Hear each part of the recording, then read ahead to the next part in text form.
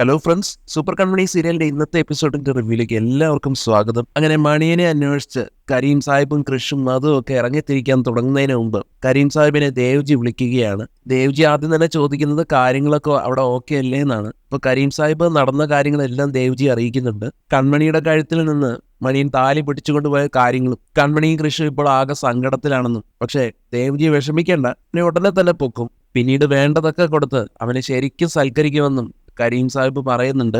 എന്നാൽ ഇത്രയും അറിയുന്നതും ദേവ്ജിക്ക് വല്ലാതെ ടെൻഷൻ ആവുകയാണ്. ഞാൻ എന്തായാലും അങ്ങോട്ട് വരാമെന്ന് പറയുന്നു. നിങ്ങൾ വരേണ്ട ആവശ്യമൊന്നുമില്ലെന്നും പേടിക്കാതിരിക്കാനും കരീം സാഹിബ് പറയുന്നുണ്ടെങ്കിലും ദേവ്ജി അതിനെ കൂട്ടാക്കുന്നില്ല.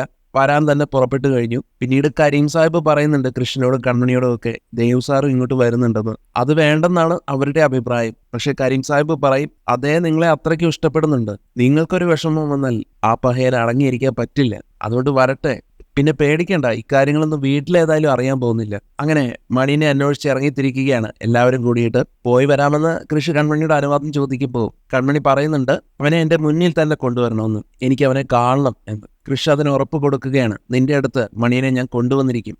അതിനുശേഷം കാണിക്കുന്നത് എന്നൊന്നും വരുണും സംസാരിച്ച് നടക്കവേ പെട്ടെന്ന് വേറൊരു ജയിൽ പുള്ളിയെ കാണുകയാണ് വരുൺ. അയാളെ പിടിച്ചു നിർത്തിക്കൊണ്ട് ജയിലിൽ ചാടുന്നത് എങ്ങനെയാണെന്നൊക്കെ ചോദിച്ചറിയാൻ ശ്രമിക്കുന്നുണ്ട്. എന്നാൽ അയാൾക്ക് ദേഷ്യം വരികയും വരുണിനെ ഉപദ്രവിക്കാൻ തുടങ്ങുകയും ചെയ്യുന്നു. അപ്പൊ ഈ ബഹളം കേട്ടുകൊണ്ടാണ് സഹദേവൻ വരുന്നത്.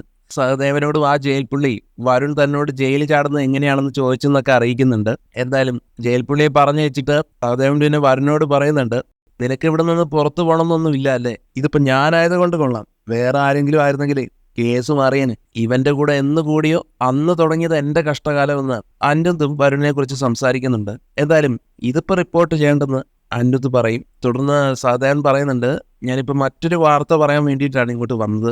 സുമിത്ര മാഡം നിങ്ങളുടെ കാര്യം ഏറ്റെടുത്ത കാര്യം ഞാൻ പറഞ്ഞിരുന്നല്ലോ. ഇന്നൊരു പ്രധാനപ്പെട്ട കാര്യം നടന്നു. മാഡത്തിന്റെ ആൾക്കാര് പൊന്നുമേട്ടിൽ ആ കൺമണിയുടെ താലി പൊട്ടിച്ചെടുത്തു. ഇതറിയുന്നതും വരുണിന് സന്തോഷം അടക്കാനാവുന്നില്ല. ആഹ്ലാദം കൊണ്ട് തുള്ളി ചാടുന്നവരെയുണ്ട്. ഇനി എനിക്ക് കൺമണിയെ കെട്ടാമല്ലോ. സുമിത്ര മാഡത്തിനോട് പറഞ്ഞ് ഞാനും കൺമണിയും തമ്മിൽ വിവാഹം നടത്തി തരുമോ എന്നുള്ള പ്രതീക്ഷയിലൊക്കെയാണ് വരുൺ നിൽക്കുന്നത്.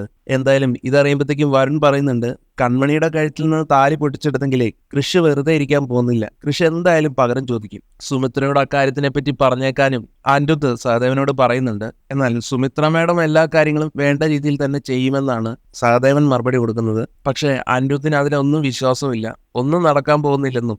നിങ്ങൾ വേണമെങ്കിൽ നോക്കിക്കോ, നാളെ നേരം വെളുക്കുമ്പോൾ തന്നെ കൃഷ താലി പൊട്ടിച്ച മണീനെ പൊക്കിയിരിക്കും, താലിമാല എടുക്കുകയും ചെയ്യും, പുറകിൽ ആരാണെന്ന് അന്വേഷിച്ച് സുമിത്ര മാഡത്തിന്റെ അടുത്തെത്തുകയും ചെയ്യും. അനിരുദ്ധിന്റെ വാക്കുകളെല്ലാം കേട്ട് വരുണിന് നല്ല ദേഷ്യമാവുന്നുണ്ട്. താൻ എന്തൊക്കെയാണോ ഈ പറയുന്നത്? ഇപ്പൊ താനും അവരുടെ സൈഡായോ? എന്നാൽ താൻ അവരുടെ വശം ചേർന്നതൊന്നും അല്ലെന്നും, ലഹരി കേസിൽ ഞാൻ പറഞ്ഞതൊന്നും നിങ്ങൾ അനുസരിച്ചില്ലല്ലോ, എന്നിട്ട് അതിന്റെ ഫലം കണ്ടല്ലോ, അതുപോലെ തന്നെയായി ഇതും സംഭവിക്കാൻ പോകുന്നത്. കൃഷിനെയും കൺമണിയും വേർപിരിക്കുന്ന കാര്യം അതൊരിക്കലും നടക്കാൻ പോകുന്നില്ല. ഇത്രയും കേൾക്കുന്നതും വരുൺ പിന്നെ ദേഷ്യം സഹിക്കാനാവാതെ നിയന്ത്രണം വിട്ട് അനിരുദ്ധിനെ അറ്റാക്ക് ചെയ്യുന്നുണ്ട്. സഹദേവൻ അപ്പോഴേക്കും വന്ന് വരുണിനെ പിടിച്ച് മാറ്റുന്നൊക്കെയുണ്ട്. വരുണിന്റെ മനസ്സിൽ അപ്പോഴും കൺമണിയെ തനിക്ക് വേണമെന്ന് തന്നെയാണ്. വരുൺ പിച്ചും പേയും പറയുന്ന പോലെ കൺമണി എന്റെ പെണ്ണ്, കൃഷി എന്റെ ശത്രുവ, കൃഷിനെ പൊക്കി പറയുന്ന എല്ലാത്തിനെയും ഞാൻ കൊല്ലും ഞാൻ എന്നൊക്കെ സൈക്കോയെ പോലെ സ്വയം പറഞ്ഞുകൊണ്ടിരിക്കുകയാണ്. അതിനുശേഷം കാണിക്കുന്നത് മണിയന് വേണ്ടിയുള്ള തിരച്ചിൽ തുടരുകയാണ്. കൃഷിയും കൂട്ടരും വാസന്തിയും അയ്യപ്പനെയും എല്ലാം ഇടയ്ക്ക് വെച്ച് കാണുമ്പോൾ അവരോടും വന്നിട്ട് ചോദിക്കുന്നുണ്ട് കൃഷി, മണിയനെ എവിടെയെങ്കിലും കാണാൻ സാധിച്ചോ? എന്നാൽ അവര് പറയുന്നതും ഞങ്ങൾക്ക് മണിയനെ ഇതുവരെ എവിടെയും കണ്ടുപിടിക്കാൻ സാധിച്ചിട്ടില്ല, ഇനി അവരെങ്ങാനും ഈ സ്ഥലം വിട്ടോന്നും അത് സംശയം പ്രകടിപ്പിക്കുമ്പോൾ അങ്ങനെ ഒരിക്കലും സംഭവിക്കില്ലെന്നും അവൻ നമ്മുടെ കൈകലത്തിൽ തന്നെ എവിടെയെങ്കിലും കാണുമെന്നാണ് അയ്യപ്പൻ പറയുന്നത്. വാസുകിയും അയ്യപ്പനെയൊക്കെ കണ്ടിട്ട് കരീം സാഹിബും അവരെ മനസ്സിലാകാതെ നിൽക്കുന്നത് കണ്ടിട്ട് കൃഷ് കരീം സാഹിബിനെ അവരെ പരിചയപ്പെടുത്തി കൊടുക്കുന്നുണ്ട്, അവർക്ക് കരീം സാഹിബിനെയും. തുടർന്ന് ഇനി എവിടെയായിരിക്കും മണിയൻ ഉണ്ടാവാൻ ചാൻസ് എന്ന് കരീം സാഹിബ് ചോദിക്കുമ്പോൾ അയ്യപ്പന് തോന്നുന്നത് ആനപ്പാറ ഭാഗത്ത് മണിയൻ ഉണ്ടായിരിക്കാൻ ചാൻസ് ഉണ്ടെന്നാണ്. അന്ന് ഫാക്ടറിയുടെ പ്രശ്നമെല്ലാം നടന്നപ്പോൾ അയാൾ നേരെ അങ്ങോട്ടാണ് പോയിരുന്നത്. അവിടെ എവിടെയെങ്കിലും അവൻ കാണുമെന്നാണ് എൻ്റെ മനസ്സ് പറയുന്നതെന്ന് അയ്യപ്പൻ പറഞ്ഞു കേട്ടപ്പോൾ കൃഷ്ണൻ പിന്നെ നമുക്ക് അങ്ങോട്ട് തന്നെ പോകാമെന്ന് തീരുമാനിക്കുന്നു. പിന്നീട് അവരെല്ലാവരും കൂടെ അങ്ങോട്ടാണ് പോകുന്നത്. സുജാതയാണെങ്കിൽ ബലരാമിനെ ഫോണിൽ ട്രൈ ചെയ്യുന്നുണ്ട്. അപ്പോഴും സ്വിച്ച് ഓഫ് എന്നാണ് പറയുന്നത്. അത് കാണുമ്പോൾ സുജാത ചോദിക്കുന്നുണ്ട്, അവനെന്തിനാ എപ്പോഴും ഫോൺ സ്വിച്ച് ഓഫ് ആക്കി വെച്ചിരിക്കുന്നത്? ഇന്നലെ തന്നെ ദുബായിലെത്തി കാണുമല്ലോ, ചിലപ്പോൾ യാത്രാക്ഷീണം കാരണം അവൻ നല്ല ഉറക്കത്തിലായിരിക്കുമെന്നാണ് സാഗറിന്റെ കണ്ടെത്തൽ ശല്യമാകാതിരിക്കാനായിരിക്കും ചിലപ്പോൾ സ്വിച്ച് ഓഫ് ചെയ്ത് വെച്ചിരിക്കുന്നത്. കൃഷും ഇതുവരെ വന്നില്ലല്ലോ എന്ന് കൃപ പറഞ്ഞപ്പോൾ കൃഷിനെ വിളിക്കാൻ സുജാത പറയുന്നുണ്ട് കൃപയോട്. കൃഷിന്റെ ഫോണും സ്വിച്ച് ഓഫ് തന്നെ. ബലരാമന്റെയും കൃഷിന്റെയും ഫോൺ സ്വിച്ച് ഓഫ് ആയത് കണ്ടിട്ട് സുജാത ചോദിക്കുന്നുണ്ട്, സ്വിച്ച് ഓഫ് ആക്കി ഫോൺ വെക്കാനാണെങ്കിൽ പിന്നെ എന്തിനാണ് ഇവരൊക്കെ ഫോൺ കൊണ്ടുപോകുന്നതെന്നാണ്. പിന്നീട് കൺമണിയെ വിളിക്കാൻ പറയുന്നുണ്ട് കൃപയോട്. കൃപയുടെ കോള് വരുന്നതും കൺമണിക്ക് ആകെ ടെൻഷൻ ആവുന്നുണ്ട്. വേഗം തന്നെ കേണലിന്റെ അടുത്ത് ചെന്നിട്ട് കൃഷ് സാറിന്റെ അനിയത്തി വിളിക്കുന്നുണ്ടെന്നും ഞാനെങ്ങാനും ഫോൺ എടുത്താ പിന്നെ കൃഷ് സാറിനെ പറ്റിയായിരിക്കും ചോദിക്കുന്നത്. ഇവിടുത്തെ കാര്യങ്ങളൊന്നും അവിടെ ആരും അറിഞ്ഞിട്ടില്ല. ഞാൻ എന്താണ് ചെയ്യേണ്ടതെന്ന് ചോദിക്കുമ്പോൾ കൺമണിയുടെ ഏതായാലും ഫോൺ അറ്റൻഡ് ചെയ്യാൻ തന്നെ പറയുകയാണ് കേണൽ. ബാക്കി കാര്യങ്ങളൊക്കെ ഞാൻ സംസാരിച്ചോളാം എന്ന് പറയുന്നു. അങ്ങനെ കേണൽ പറഞ്ഞ പ്രകാരം കൺമണി ഫോൺ അറ്റൻഡ് ചെയ്തിട്ട് കൃപ സങ്കടത്തോടെ പറയുന്നുണ്ട്, അമ്മ ഇവിടെ സങ്കടപ്പെട്ടിരിക്കുകയാണ്, കൃഷിയേട്ടനും ബല്ലാവേട്ടനും ഒന്നും ഫോൺ എടുക്കാത്തതിൽ. നിങ്ങൾ എവിടെ എത്തി എന്ന് ചോദിക്കുന്നതും ഞങ്ങൾ ഇതുവരെ തിരിച്ചിട്ടില്ല എന്ന് കൃപയെ കൺമണി അറിയിക്കുന്നത് കേട്ടിട്ട് കൃപ പരിഹാസ രൂപേണ ചോദിക്കുകയാണ്, ഇതുവരെ തിരിച്ചിട്ടില്ലേ? എന്താ അവിടെ സ്ഥലം വാങ്ങി താമസിക്കാൻ ആരംഭിച്ചോ? അതേസമയം സാഗറും ചോദിക്കുകയാണ് കൺമണിയോട്, ഇന്ന് അവിടെ സ്റ്റേ ആണോ എന്ന്. നിങ്ങൾ പെട്ടെന്ന് തന്നെ വരാൻ സുജാതയും പറയുന്നുണ്ട്. കൺമണിയാണെങ്കിൽ ഇവർക്കൊക്കെ എന്ത് മറുപടി കൊടുക്കണമെന്ന് അറിയാതെ ആകെ വിഷമിച്ച് നിൽക്കുന്ന കണ്ടിട്ട് കേണൽ തന്നെ അവർക്ക് മറുപടി കൊടുക്കാൻ ഒരുങ്ങും. പിള്ളേരെ ഞാൻ നാളെ അയക്കുന്നുള്ളൂ എന്ന് പറഞ്ഞിട്ട് ഇവരുടെ കല്യാണം നിശ്ചയിച്ച കാര്യമൊക്കെ ഞാൻ അറിഞ്ഞു, അതുകൊണ്ട് ഇന്ന് അവർക്കൊരു പാർട്ടി കൊടുക്കുകയാണെന്ന്. കേണൽ അങ്ങനെ തീരുമാനിക്കുന്നതും സാഗറിന് പിന്നെ മറുത്തൊന്നും പറയാൻ സാധിക്കുന്നില്ല. സന്തോഷത്തോടു കൂടി തന്നെ കേണലിന്റെ ഇഷ്ടം പോലെ നടക്കട്ടെ എന്നാണ് സാഗർ ചിന്തിക്കുന്നത്. സുജാതയ്ക്ക് പക്ഷെ അത് ഇഷ്ടപ്പെട്ടിട്ടില്ല. തുടർന്ന് കൃഷി എവിടെയെന്ന് സാഗർ ചോദിക്കുമ്പോൾ കൃഷിനെ കുറിച്ച് സാധനങ്ങൾ വാങ്ങാൻ വേണ്ടി പറഞ്ഞയച്ചിരിക്കുകയാണെന്നും അവനൊരു ഗൃഹനാഥനാവാൻ പോവുകയല്ലേ, അതിലേക്ക് ഒരു ട്രെയിനിങ് കിട്ടട്ടെ. അപ്പോഴാണ് സാഗർ അവനെ വിളിച്ചിട്ട് കിട്ടുന്നില്ല എന്നുള്ള കാര്യം കേണലിനോട് പറയുന്നത്. അത് പിന്നെ കൃഷി പോയ സ്ഥലത്ത് റേഞ്ച് ഇല്ല എന്നുള്ളൊരു കള്ളം കേണൽ തട്ടി വിടുകയാണ്. വന്നാൽ ഉടനെ തന്നെ അവനോട് വിളിക്കാൻ പറയാമെന്നും പറയുന്നത് കേട്ടിട്ട് അത് മതിയെന്ന് സമ്മതിക്കുന്നുണ്ട് കേട്ടോ സാഗർ. തുടർന്ന് സാഗർ സുജാതയോടും കൃപയോടും പറഞ്ഞു കൊടുക്കുന്നുണ്ട്, കേണൽ സാർ ഇന്ന് കൃഷ്ണനും കൺമണിക്ക് ഒരു പാർട്ടി കൊടുക്കുകയാണെന്ന്. എന്നാൽ സുജാതയ്ക്ക് അത് ഇത്ര ഇഷ്ടപ്പെട്ടിട്ടില്ല. അതൊക്കെ കല്യാണം കഴിഞ്ഞിട്ട് പോരെ എന്നാണ് സുജാത ചോദിക്കുന്നത്. സുജാതയുടെ ഇഷ്ടക്കേട് മനസ്സിലാക്കുന്ന സാഗർ, അവരവിടെ മുമ്പ് നിന്നിട്ടുള്ളതല്ലേ, കേണൽ സാർ സ്നേഹത്തോടെ പറയുന്നതല്ലേ, അങ്ങനെ തന്നെ ആവട്ടെ. പിന്നീട് സുജാതയും എതിരഭിപ്രായമൊന്നും പ്രകടിപ്പിക്കുന്നില്ല. അങ്ങനെ തന്നെ ആവട്ടെ എന്നുള്ള രീതിയിൽ സാഗറിനെ നോക്കി ഒന്ന് ചിരിക്കും. കൺമണിയെ കേണൽ സമാധാനിപ്പിക്കാൻ ശ്രമിക്കുന്നുണ്ട്. മോളെ, നീ ഇങ്ങനെ തളർന്നിരിക്കാതെ, ഇവിടുത്തെ പ്രശ്നങ്ങളൊക്കെ മാറും. കൃഷി മണിയെ കണ്ടുപിടിച്ചുകൊണ്ട് വരും. ഭക്ഷണം പോലും കഴിക്കാതെ ഇരിക്കുന്ന കൺമണിയോട് എന്തെങ്കിലും പോയി കഴിക്കാൻ വരെ പറയുന്നുണ്ട് കേണൽ. കൺമണി അപ്പോഴും വിഷമത്തോടെ നോക്കുകയാണ് കേണലിനെ. കേണലപ്പോൾ പറയുന്നുണ്ട്, എനിക്ക് നിന്റെ സങ്കടം മനസ്സിലാവും കൺമണി, നിനക്ക് വാക്ക് തന്നിട്ടാണല്ലോ കൃഷി പോയത്, പറഞ്ഞ വാക്ക് അവൻ പാലിച്ചിരിക്കും. കൺമണിയോട് സമാധാനത്തോടെ പോയി തന്നെ ആഹാരം കഴിക്കാൻ നിർബന്ധിക്കുമ്പോൾ കൺമണി പറയുന്നത്, എനിക്ക് വേണ്ട സർ, ഞാനിപ്പോ വിശപ്പും ദാഹവും ഒന്നും അറിയുന്നില്ല, എന്നെ നിർബന്ധിക്കരുത് എന്നാണ്. ഈ ഒരു സമയത്താണ് ദേവ്ജിയും അവിടെ എത്തിച്ചേരുന്നത്. ദേവ്ജിയെ കാണുന്നതും കൺമണിയുടെ കണ്ണ് നിറഞ്ഞൊഴുകുകയാണ്. ദേവ്ജിക്കും കൺമണിയുടെ സങ്കടം മനസ്സിലാവുമ്പോൾ കൺമണിയെ ചേർത്ത് പിടിച്ച് ആശ്വസിപ്പിക്കുന്നൊക്കെയുണ്ട്. ആശ്വാസവാക്കുകളും പറയുന്നുണ്ട്.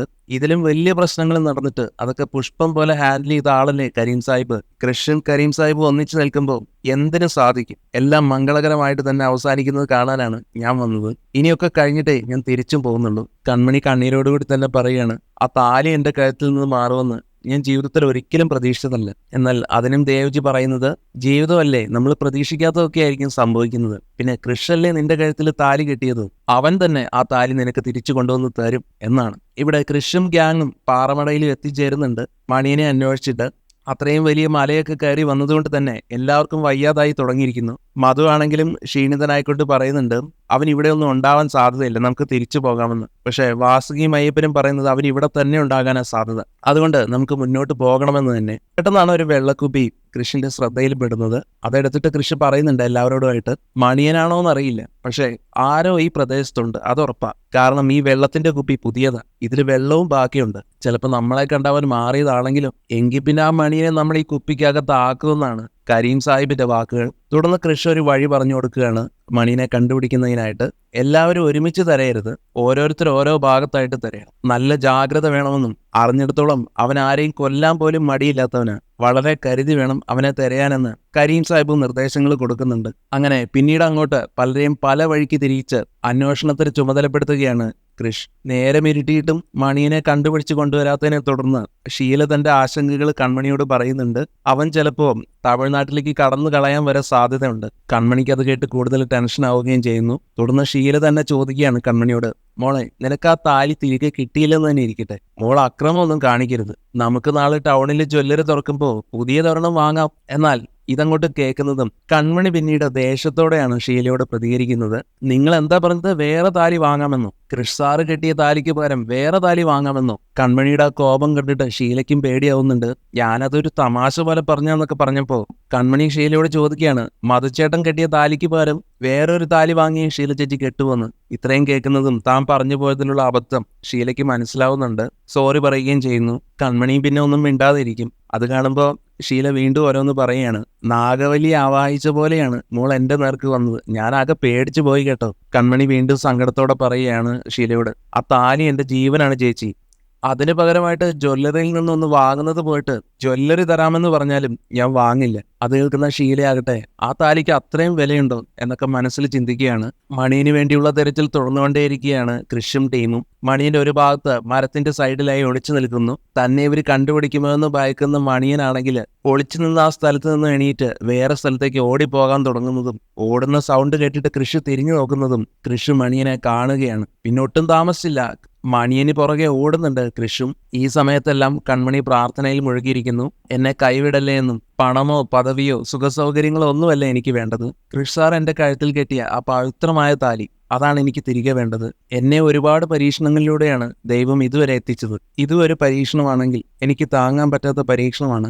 നഷ്ടപ്പെട്ടത് വീണ്ടെടുത്ത് തരുമെന്ന് ശപഥം ചെയ്തിട്ടാണ് കൃഷ് സാറ് പോയത്. എനിക്ക് കൃഷ് സാറ് തന്ന ആ വാക്ക് കൃഷ് സാറ് നിറവേറ്റുക തന്നെ ചെയ്യും. പക്ഷേ സാറിനോടൊപ്പം ഭഗവാനും ഉണ്ടാവണം. ഇങ്ങനെയെല്ലാം പറഞ്ഞ് വിഘ്നേശ്വരന്റെ മുമ്പിൽ പ്രാർത്ഥിച്ചു നിൽക്കുന്ന കൺമണിയുടെ അടുത്തേക്ക് ദേവ്ജി വന്നിട്ട് പറയുകയാണ്, നിന്റെ പ്രാർത്ഥനയെല്ലാം ഞാനും കേട്ട് നിൽക്കുകയായിരുന്നു. അതിനൊപ്പം ഞാനും പ്രാർത്ഥിക്കുകയായിരുന്നു. നിന്റെ അപേക്ഷ ഒരു ദൈവവും തട്ടിക്കളയില്ല കൺമണി. ഈശ്വരന് അത്രയ്ക്കും പ്രിയപ്പെട്ടവളാണ് നീ. ഇത് കേൾക്കുന്ന കൺമണി പറയുന്നത്, അല്ല ദേവ് സാർ, ദൈവങ്ങൾക്ക് എന്നോട് എന്തോ ദേഷ്യമുണ്ട്, അല്ലെങ്കിൽ പിന്നെ ഇത്രയും വലിയ സങ്കടമൊന്നും എനിക്ക് തരില്ലായിരുന്നു. പക്ഷേ ദേവജി അത് കേട്ടിട്ടും പറയുന്നത്, അങ്ങനെ പറയരുത്. ആ താലിയുടെ വില എല്ലാവരെയും അറിയിക്കാനും കൃഷ്ണനെയും കൺമണിയും ഓർമ്മിപ്പിക്കാനുമായിരിക്കും ഇങ്ങനെ ഒരു അവസരം സംഭവിപ്പിച്ചത്. അങ്ങനെ വിചാരിക്കും. ഈ പ്രാർത്ഥനയുടെ ഫലം ഉടൻ തന്നെ കിട്ടുമെന്നും താലി എത്രയും പെട്ടെന്ന് തന്നെ കൃഷിന്റെ കൈകളിലേക്ക് എത്തുമെന്നും ദേവ്ജി ആത്മവിശ്വാസത്തോടു കൂടി തന്നെ കൺമണിയോട് പറയുമ്പോൾ കൺമണിക്കും അതെല്ലാം കേട്ട് സമാധാനം തോന്നുകയാണ് മനസ്സിൽ. എന്തായാലും മണിയന്റെ പുറകെ പോയ കൃഷിനെ മണിയൻ വീണ്ടും ഒളിച്ചും പതുങ്ങിയൊക്കെ ഇരുന്ന് വട്ട് കളിപ്പിക്കുന്നുണ്ട്. പക്ഷെ അധികം നേരം കൃഷിന്റെ പിടിയിൽ നിന്ന് മണിയനെ ഒളിച്ചു നിൽക്കാൻ സാധിക്കുന്നില്ല. ഓടി രക്ഷപ്പെടാൻ തുടങ്ങുന്ന ഒരു സമയത്ത് കൃഷി കയ്യോടെ തന്നെ പിടികൂടുകയാണ് മണിയനെ പിടികൂടി പിന്നെ കൃഷി എല്ലാവരെയും വിളിച്ചു വരുത്തുകയാണ്. മണിയനെ കണ്ടതും ആദ്യം തന്നെ കാരണത്തൊരു അടി കൊടുക്കുകയാണ് വാസുകി. ഞാൻ പല അടികളും കണ്ടിട്ടുണ്ട്, പക്ഷെ ഈ അടി അസലായിട്ടുണ്ടെന്ന് അത് കണ്ടിട്ട് കരീം സാഹിബും പറയുന്നു. വാസുകി തന്റെ ദേഷ്യം മുഴുവൻ മണിയനോട് പ്രകടിപ്പിക്കുന്നുണ്ട്. പിന്നീട്, നീ ഞങ്ങളോട് എന്ത് ക്രൂരത വേണമെങ്കിലും കാണിച്ചു, പക്ഷെ ഈ നാടിന് ഒരു ജീവിതം വന്ന് നമ്മുടെയൊക്കെ മക്കളുടെ പട്ടിണി മാറ്റിയ 2 പേരുണ്ട്. രാജാവും റാണിയുമായി കണ്ട് ബഹുമാനിക്കുന്ന 2 പേര്. അവരെ നീ വേദനിപ്പിച്ചാൽ നിന്നെ ബാക്കി വച്ചേക്കില്ല ഞങ്ങൾ. ഇനി ഒരിക്കൽ കൂടെ കൃഷ് സാറിന്റെയോ കൺമണി മാഡത്തിന്റെയോ ദേഹത്ത് നിന്റെ കൈ പതിഞ്ഞെന്ന് ഞങ്ങൾ അറിഞ്ഞാൽ ആ കൈ ഞങ്ങൾ വെട്ടിയെടുക്കുമെന്ന് വരട്ടുന്നുണ്ട് അയ്യപ്പനും. ഏതായാലും ഇതൊക്കെ കേട്ടുകൊണ്ട് നിൽക്കുന്ന കരീം സാഹിബ് പറയുന്നുണ്ട്, ഞാൻ പറയാൻ ആഗ്രഹിച്ചതെല്ലാം നാട്ടുകാർ പറഞ്ഞു കഴിഞ്ഞു. എന്നിട്ട് വേഗം മണിയനോട് ആ താലി തിരികെ തരാൻ ആവശ്യപ്പെടുകയാണ് കരീം സാഹിബ്. മണിയൻ അത് എടുത്തു കൊടുക്കില്ലെന്ന് മനസ്സിലാക്കുന്നതും കൃഷി തന്നെ മണിയന്റെ പോക്കറ്റിൽ കൈയിട്ട് ആ താലി എടുക്കുകയും ചെയ്യുന്നു. താലി കിട്ടിയതും ജീവൻ തിരികെ കിട്ടിയ പോലുള്ള സന്തോഷമാണ് കൃഷിന് തോന്നുന്നത്.